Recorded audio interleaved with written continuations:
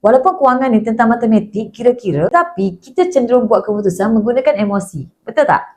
Kemudian kita justifikasikan dengan logik untuk menyedapkan hati kita. Emosi mempengaruhi kita membuat keputusan. Sama ada kita nak beli sesuatu, nak buat hutang baru, bahkan nak melabur sekalipun. Sebab kata Jim Rohn, faktor utama yang menentukan masa depan kewangan kita bukanlah ekonomi, tetapi psikologi. Maksudnya, kalau nak kaya, kita kena cari tips, teknik ataupun strategi yang membuatkan kita menang daripada sudut psikologi. Bukannya sekadar kira-kira, tambah, tolak, kali dan bahagi. Sebagai contoh, logiknya kalau kita menabung RM500 sebulan, selepas 10 bulan, kita akan ada RM5,000 dalam akaun. Tapi realitinya, cuma segerintir saja yang boleh berjaya ada RM5,000 tu. Selebihnya, duit itu entah ke mana. Berbeza pula kalau kita simpan dalam bentuk emas. Walaupun pada permulaannya kita target nak simpan 1 gram sebulan je.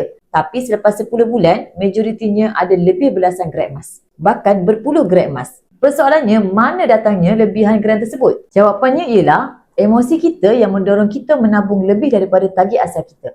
Emas ni tuan-puan ada aura tersendiri. Sifat emas ni sendiri yang cantik. Membuatkan kita rasa ketagih untuk menabung lagi dan lagi. Bila duit dah jadi emas, kita takkan terfikir lagi untuk jual dan juga belanjakan emas ni.